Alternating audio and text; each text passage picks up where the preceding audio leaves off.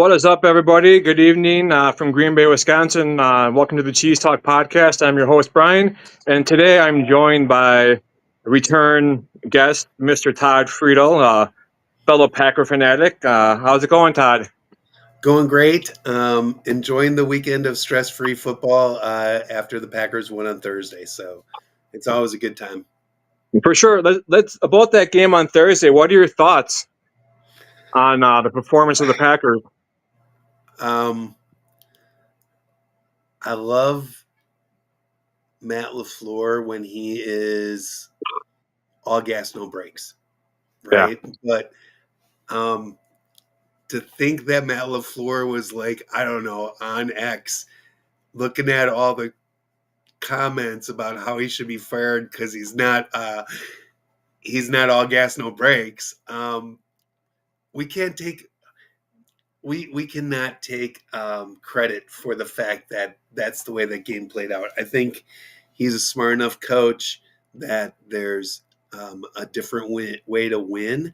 I think against Minnesota the week before, they were just like, hey, let's just grind it out and get out of here without any injuries if we can.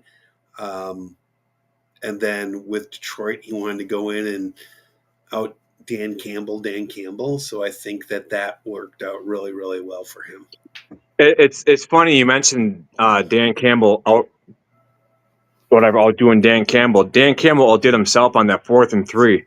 Yes. That was like poetry. You know what I'm saying? It was. You know, he's been known for taking his daring, 4th down, whatever. But 2 plays later, touchdown to Watson. I mean, that changed everything.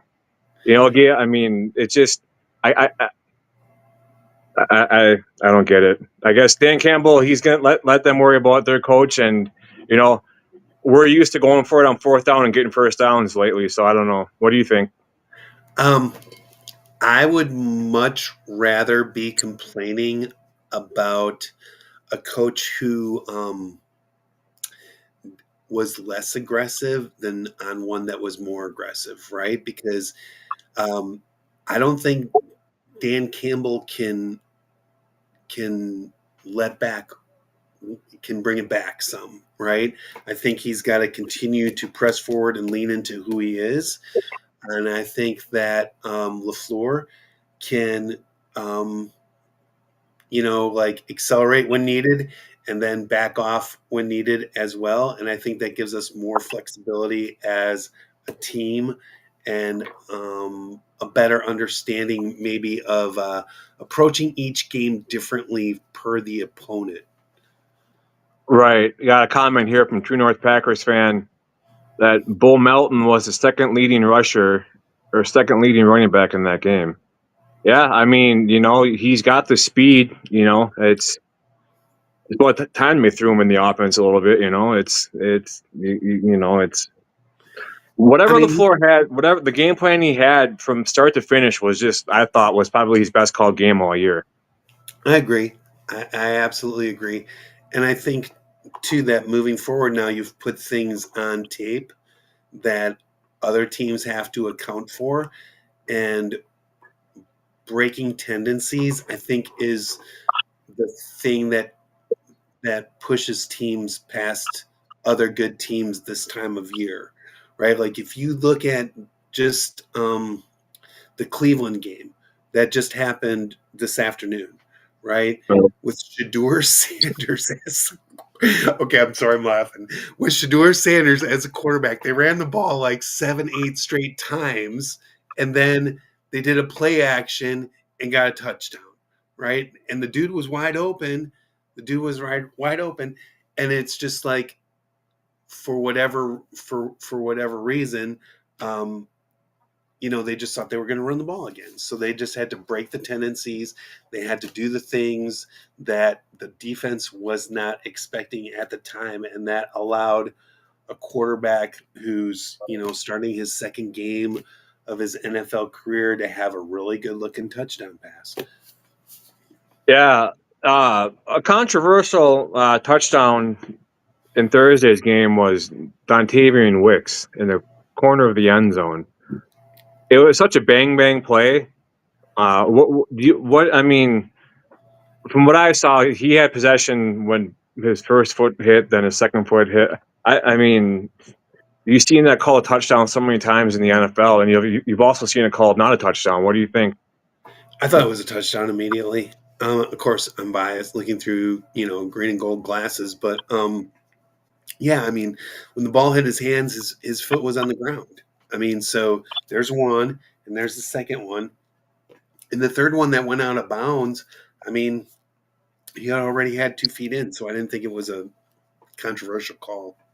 Yeah, isn't it funny to see the opposing fans like complain about the referees, saying it's so funny, how they always say the referees are in the Packers' favor, and you see that picture going around of a referee doing the Lambeau leap, and it's pretty funny to see it roles reversed. Well, I mean, if you're going to do that, then let's talk about the fact that Detroit gets a mini bye every year.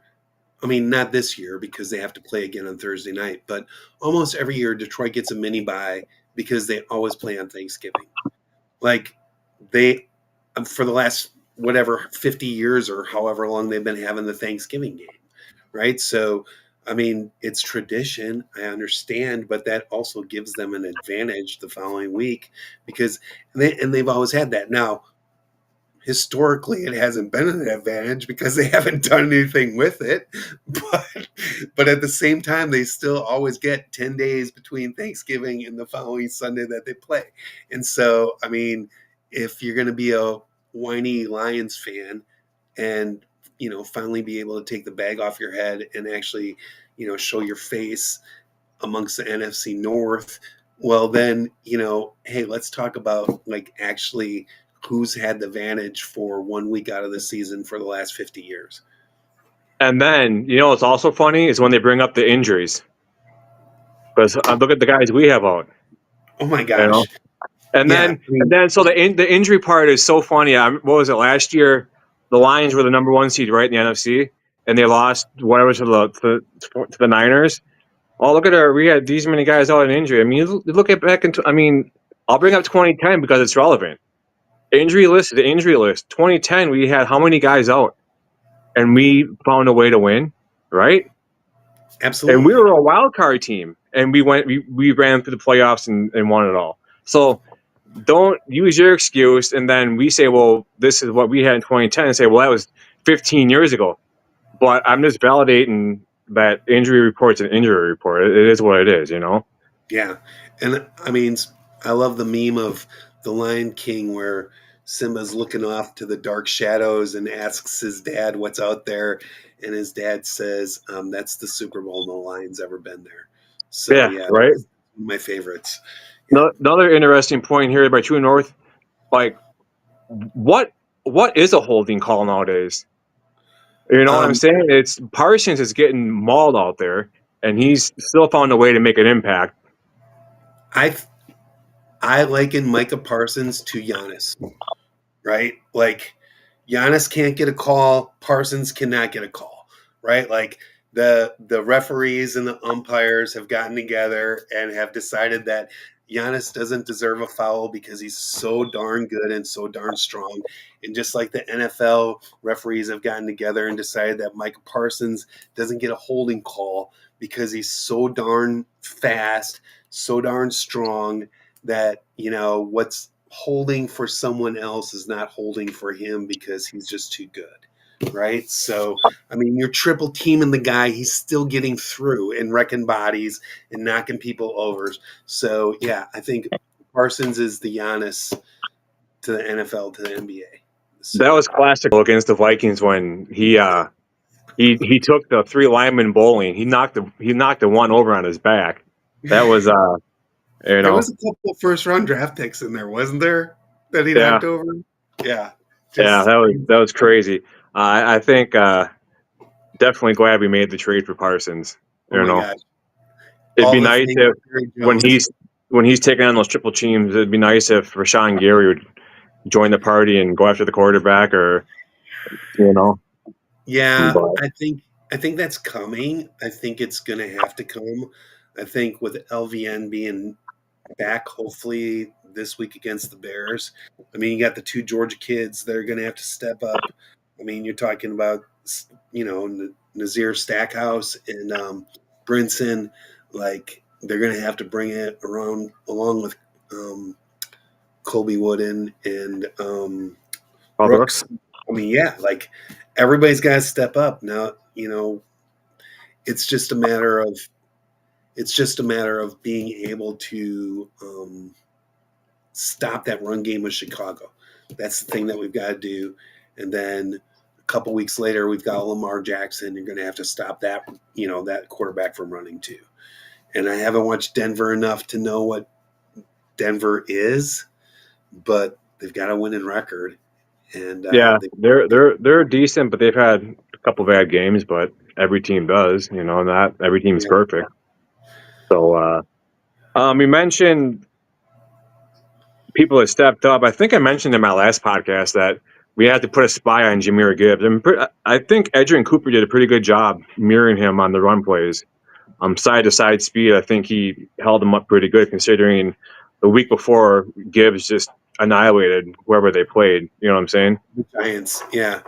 They did, and I think getting Quay Walker back will help, but I think we're going to need a healthy dose of Hopper too. Like, Hopper's been a thumper, and he's played really well according to all the PFF grades and all that stuff, and I think that if we can utilize him to stop the run game, and then, like I was saying earlier, like, got to break the tendencies of Chicago. They just want to run the ball and then throw it to short passes so that nothing has to go further than 12 yards. Because if Caleb Williams has to throw it further than 12 yards, it's, a crapshoot at that point. Yeah, and you mentioned Hopper too. I've been wondering why he hasn't seen more playing time. I remember I was at the Baltimore Ravens preseason game last year in Green Bay, and he had an amazing game. I mean, granted, it was only preseason, but still, he's showing flashes that he can be productive, whether it's against first string, second string, third string, I wonder if that is more like Cooper from last year. Remember how everybody through the first 10 games of the season was like, Cooper needs to be out there more, Cooper needs to be out there more. And maybe Hopper is this year's version of that, where he's going to finally start replacing maybe Isaiah McDuffie a little bit more. But yeah, I think he's a good player. I think that when he's on the field, he's always around the ball. Yeah, one guy that doesn't get talked about enough is, some people do, some people don't, but Dontavian Wicks. What a game he had, huh? Gosh, people for this forever. There's people on X that love him so much and have staked a claim. Like, their priors on him is that he's going to be Adams. He's going to be Devontae Adams. And he had one game this year where he looked pretty much like Devontae Adams, but I don't know. I don't know if that's enough for him to be on the team next year, Well, you got to look at it right now. We got Dobbs, Watson, Wicks, Reed. When Reed comes back, probably within the next 2 weeks. Can you imagine how open some receivers are going to be on that field when they're all healthy? But who are you going to pay? Who are you going to pay next year? So Watson's locked in for next year because they gave him that extension for 1 year. And then Dobbs and Wicks are up for contracts, right? And then you're left with Golden. You're left with Golden, Williams, and Reed, I think. Yeah, I would. They've, from the sounds of it, they've been working on an extension with Dobbs for a while. They've been talking back and forth. I would probably go with Dobbs. Wouldn't you? His size, Dobbs, and Wicks is going to probably want too much money. And then you got to think you have Dobbs, Watson, Reed, Golden. Yeah, and I think too. I think I'd go with Dobbs too. because I think you're right. I think Wicks could be a strong 1B for another team that doesn't have as much depth at wide receiver. And I think he's going to get that kind of 1B money. So, yeah, I don't think you can't pay everybody, right? I Right. mean, they can't pay everybody. I mean, yeah, I got on Instagram, I got a person commenting Parson spots. He says, we need a star receiver. We don't really have one. I disagree with that. I think we need to have multiple receivers that all get the job done. You know what I mean? We don't need to have that one star receiver making a ton of money that's going to handicap the rest of our payroll to get receivers. You know what I mean? So you pay Micah Parsons, you pay Jordan Love, and then you've got 5 guys and a couple tight ends, right? And then that's the tendency breaker that we were talking about earlier, like the flexibility that you get when you have, say, a team that wants to play man to man like Detroit did, and you can send Watson down the field and just take the top off. And then you want to have a guy like maybe Jaden Reed when somebody's playing too high that can cut across the middle and do those horizontal routes that gets open. And then you want a Tucker Kraft who can, go 6 yards out, catch the ball, and get 15 yards of yak after that. So, yeah, I mean, it's those you want to have the flexibility to beat a variety of teams' defenses throughout the year. And when you're locked in on one receiver who does things one way, then if that person gets taken away, then what do you do? True North has a solution, Todd. You ready for it? Go Based ahead. on today's performance, Justin Jefferson might be available. Could you imagine that? Jefferson No, comes to the Packers. no. But would you want to deal with that? Would you want an AJ Brown? Would you want a Justin Jefferson? Would you want somebody sitting on the sidelines with a pouty face because they weren't getting enough targets? No, I'm happy with who we have. I think Me too. Dobbs. I think Dobbs is happy in the situation that he's in. Like I can honestly see Dobbs, Watson, Reed, Golden, Williams. It's just too bad Wicks wasn't playing like this before the trade deadline. Could have got some draft capital for him, Yeah. But I've been saying too, like in past episodes, I've been saying the receivers that we have are they're good, and they all have their own role. And I said, too bad we couldn't before the contract's up, trade him for receiving or trade him for draft capital, you know. But I don't see Wick staying. I don't. He might. I don't know, but I don't see him staying. I mean, if he stayed for the right price, I mean, it depends. Maybe it depends on how far the Packers go this year. Like if they go and win the Super Bowl, I mean, Yeah, what do you? Okay, money. but if they go and win the Super Bowl, if you're the third or fourth receiver on a Super Bowl winning team, I mean, do you turn that into who's the receiver that left Kansas City and went to Miami and didn't do all that? And Tyreek Hill. Tyreek Hill, right? Like, do you turn that into that, or do you stay and enjoy being a part of something special like going to the Super Bowl with the Packers? Well, Alan Lazard. Wicks reminds me of Alan Lazard. You know what I mean? He's going to go to some other team and disappear. And I mean, I hope he doesn't. But I mean, you look at these receivers in the past who think they're better than what they truly are. I mean, they got to think of who they have throwing the ball to them. I mean, you had Greg Jennings running his mouth about number 12, and then he goes to the Vikings, he goes to the Dolphins, and he pretty much disappears from any major stat in the NFL. I mean, it's just I don't know. I like I said, Wicks reminds me of Alan Lazard. I just see the Packers just working with what they got and making them successful. I think as long as you have Jordan Love as a quarterback, you're going to have successful receivers. And Yeah. Parsons Posse also brings up a good point is we wouldn't be having this combo if Kraft was healthy. That's true. If Tucker Kraft, I almost said Robert Kraft. If Tucker Kraft was healthy, yeah, I mean, some receivers might have fewer receptions, but we got to deal with the fact that we don't have Kraft and we're having success with our receivers.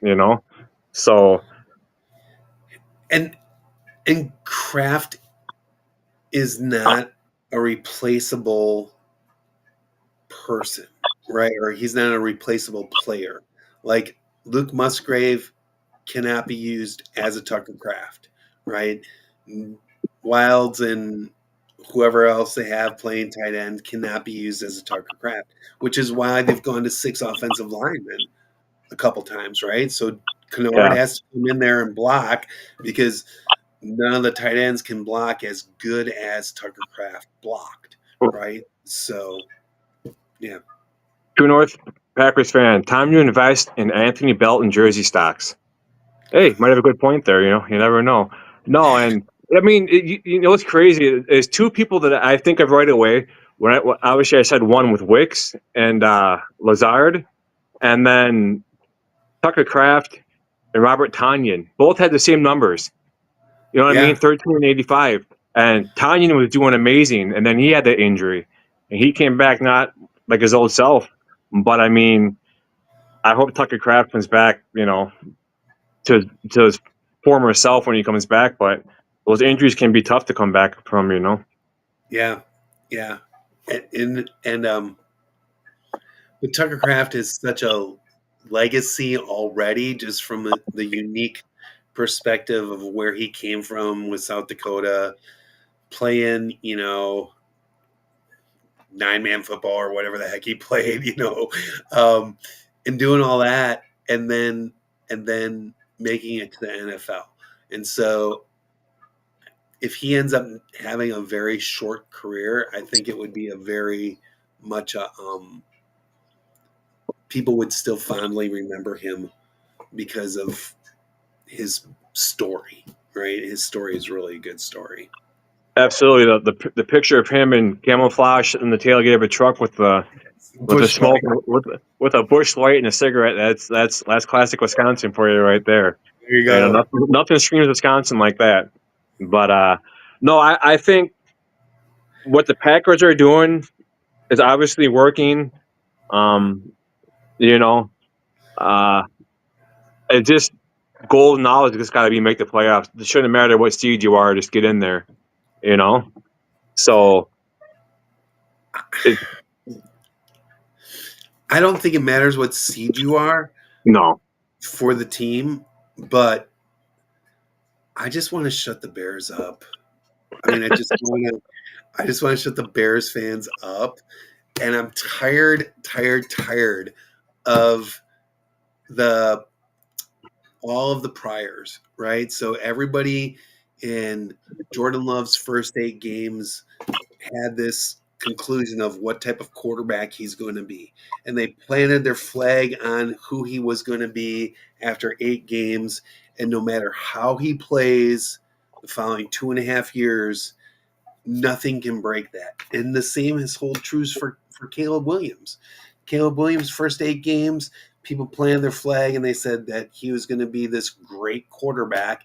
And regardless of whatever any of the statistics say, and whatever your eyeballs tell you, like they still think that Caleb Williams is a better quarterback than Jordan Love. And I'm like, on what planet are you?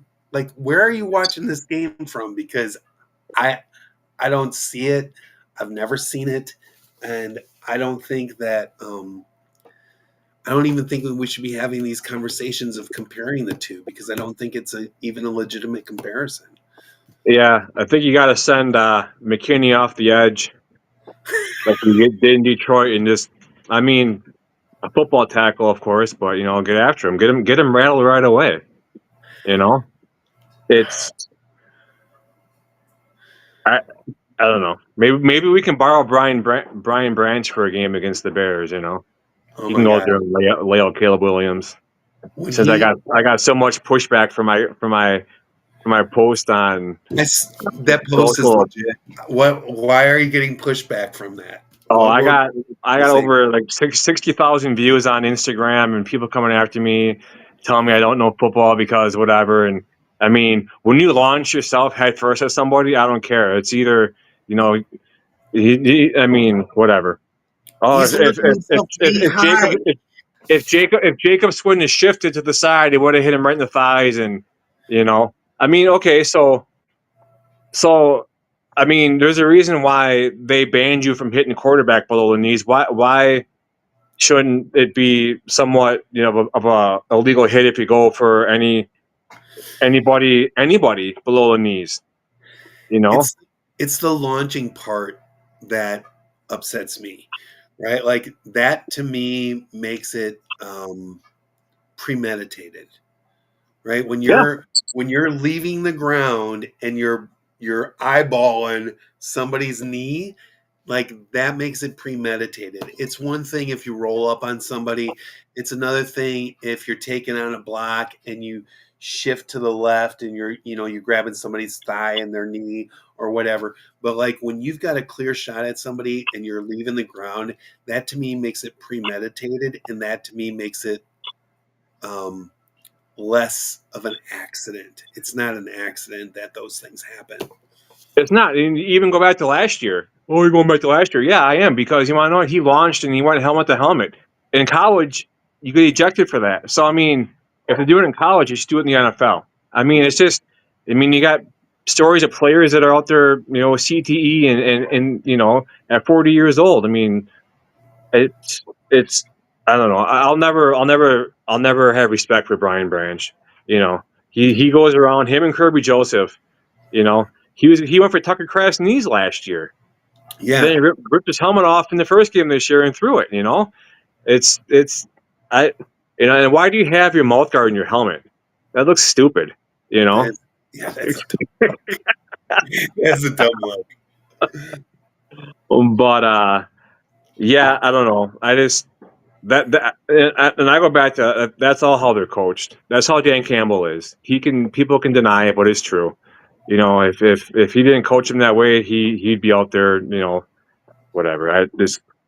That's Detroit's issue, and they can deal with the fines and the ejections, and you know. But But I think that's the thing that you were talking about um, before we got started. Like the NFC North, like if you look at the coaches that are there right now, like it's a pretty strong group, and I don't see any of them moving on.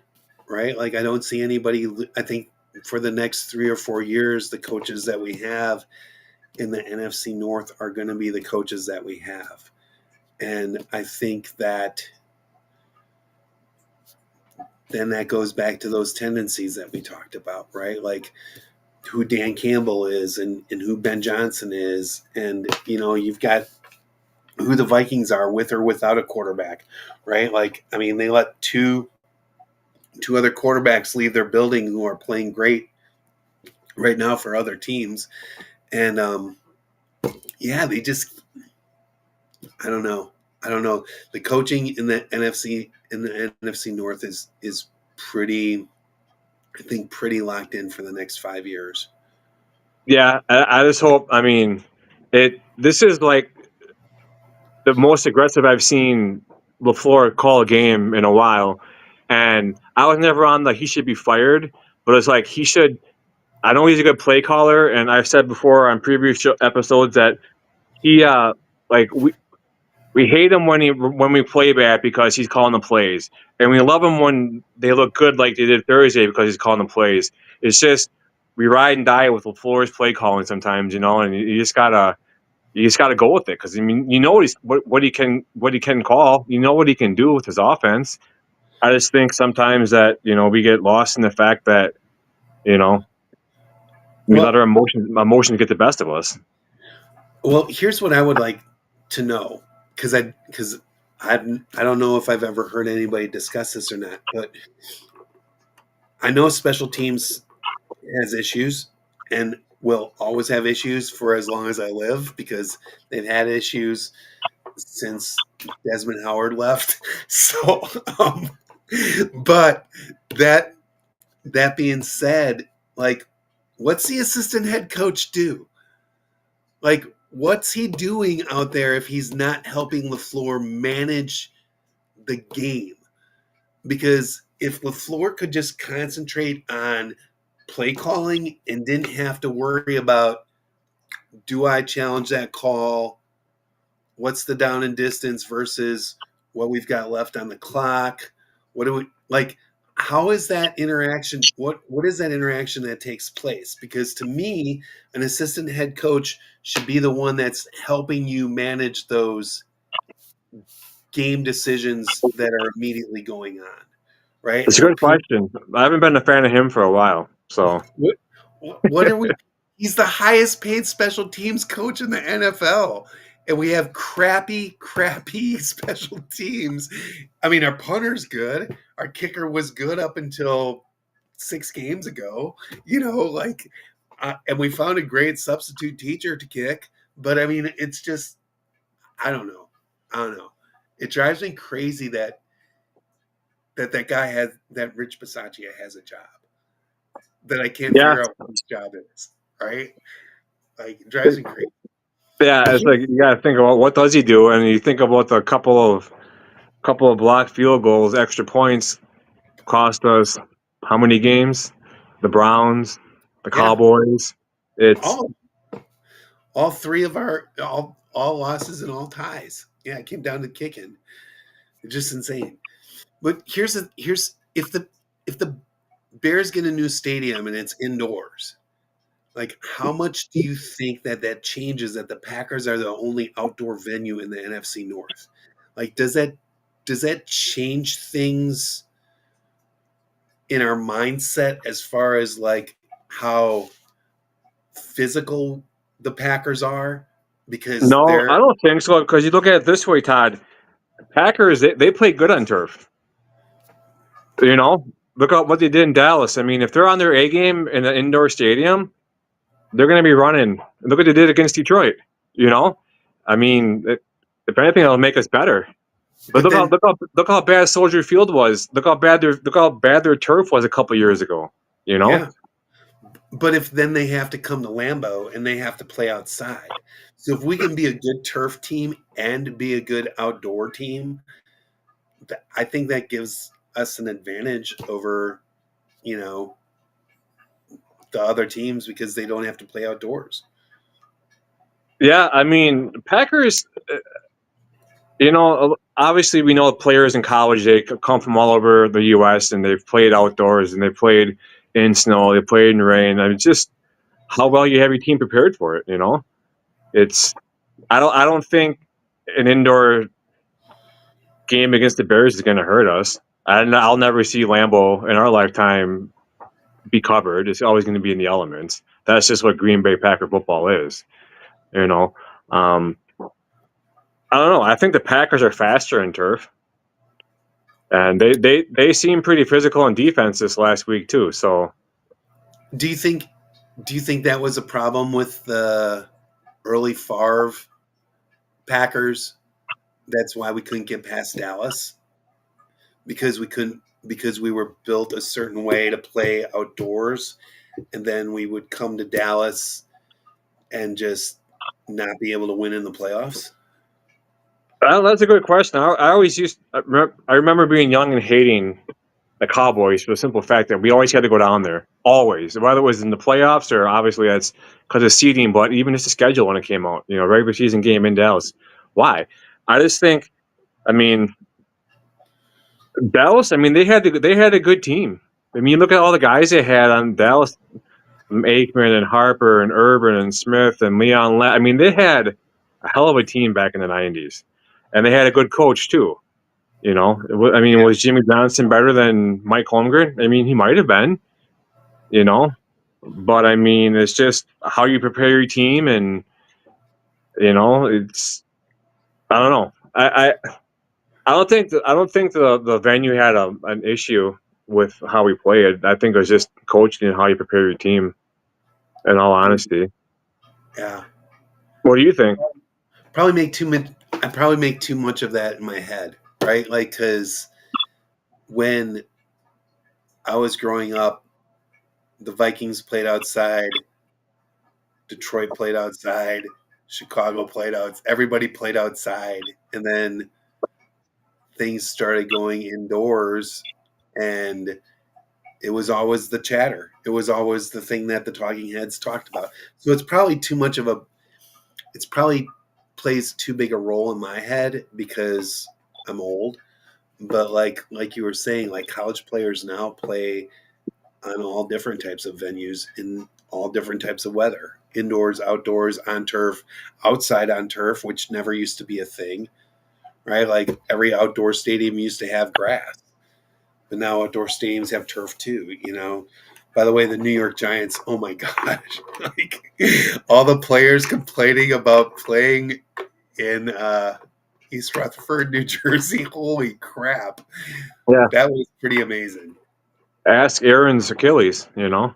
Yeah. um, yeah, no, I just think it's all when it comes down to it, it's how you prepare your team. You see videos of teams that have freaking water hoses out spraying the hell out of the ground on a football and having the players go for a fumble. Now the Packers have I almost said the Don McLean Center. The Don McLean Center was the indoor arena at UW Madison. I remember that from when I was a kid growing up in Madison. You have the Don Hudson Center in Green Bay, right across from Lambeau. So hell, they could practice indoors all year round if they wanted to. You know what I mean? So I think they only practice indoors when they absolutely have to, like when they got prepared for certain situations. But I think those players have been around long enough they can adapt to, you get to the game and you do a walkthrough on the field and you get used to what you can and can't do. And I just think it all goes back to how your coaches prepare you for the game. I mean, you could you could you know you could have an offense that the defense knows what play you're running every single time. But if you go out there on offense and you execute the play the way it's supposed to be done, it can't be stopped. You know what I mean? So I mean, it's just Yeah. I don't know. I think it goes back to coaching and how the players adapt to and take instruction. But yeah, what are your thoughts on Jordan Love so far this year? He's had some ups and downs. Do you think he's trending upward now? I've never doubted in him. I mean, I've always thought he was trending upward uh, once halfway through his first year, right? I think the first 8 games of Jordan Love was the up and down roller coaster. And I think ever since then, he's always been trending up. Now, he's not been perfect. It hasn't been a perfect trajectory. But I always think that a bad game doesn't set him back as far as people want to put it as far as people want to put it in their minds. I mean, he's only had 3 interceptions this year. Like, he doesn't put the ball in harm's way, you Yeah, know.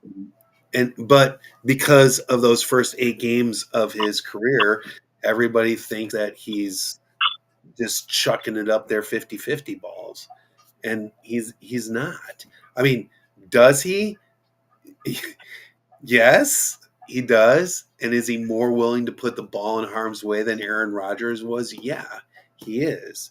But um, I like that.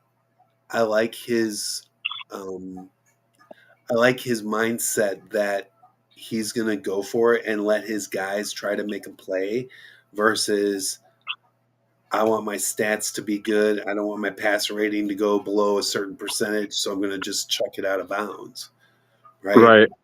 Or take a sack. Yeah, Um, I don't know. I like him. I think he's a good mix of Aaron Rodgers and Brett Favre. I really do. And I think he's probably more Favre than Rodgers. And I think that LaFleur helps with his play calling, put kind of a cap on that. Um, but yeah, I love Jordan Love. I'm happy he's our quarterback, and I cringe every time somebody compares Caleb Williams to him because it just drives me crazy. Yeah, it's crazy. It's you think of the games against Dallas and Cleveland. I mean, he had them in winning drive, and then it just he didn't give up the blocked field goals. He didn't, you know what I mean? I think he's played good so far this year. So I mean, I think he's on his way up. Yeah. And if the Packers only had one loss, what would everybody be saying about Jordan Love? He'd be in MVP conversation, right? And like you said, it's those special teams plays that have us with the record that we have. It's not Jordan Love's play, So yeah, Yeah, the defense gave up the 40 points against the Cowboys, not Jordan Love. He put up 40 points, so it's kind of yeah. What are your thoughts going against Chicago next weekend? I'm looking forward to X this week and looking at all of the fan chatter back and forth. I think the Packers have a great opportunity to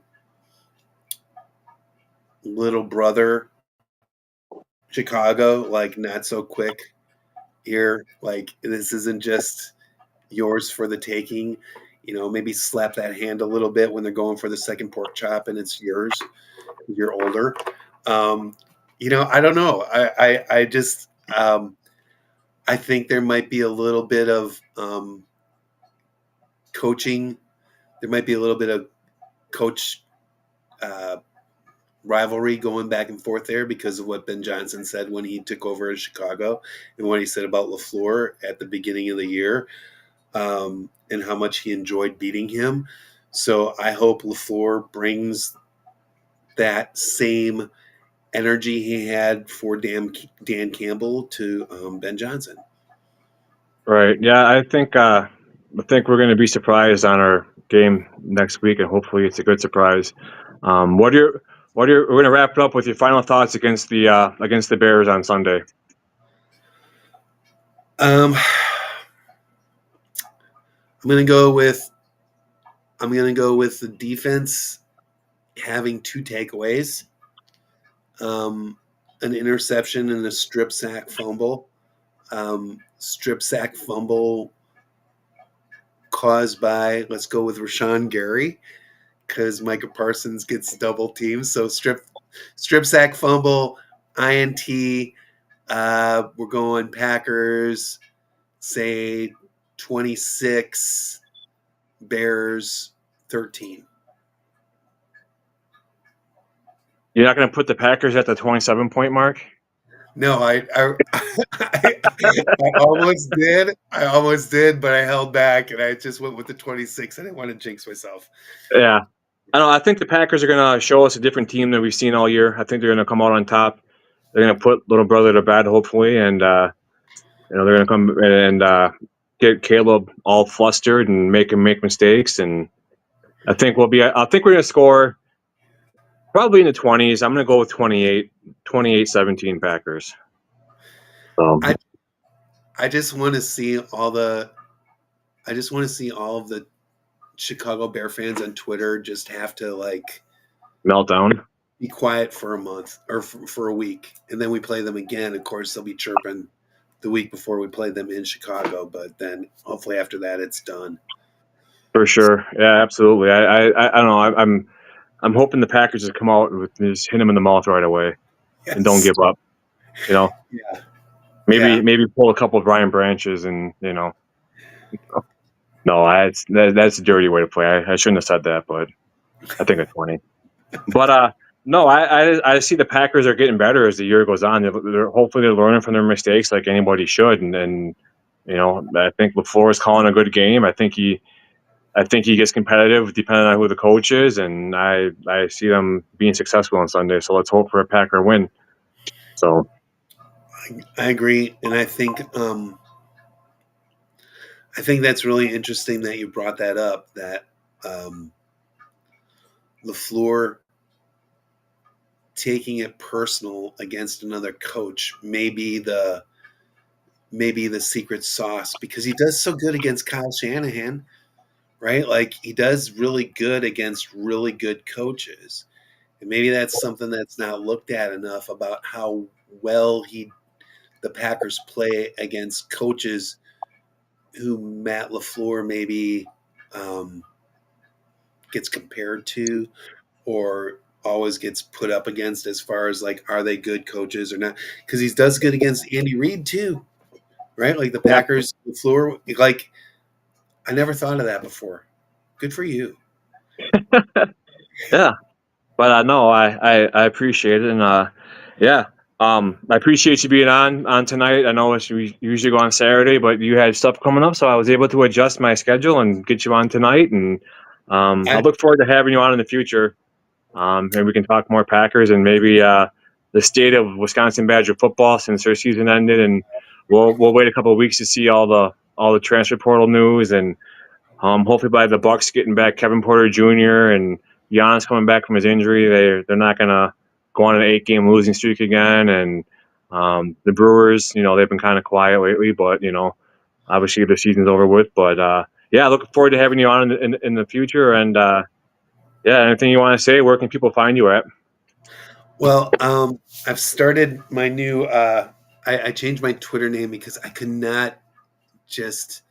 I had so many bots following me, and I tried to like cleanse my timeline, and it just wasn't going well. So, yeah, I just started a new one that remembering Arnie H, which is Arnie Aber.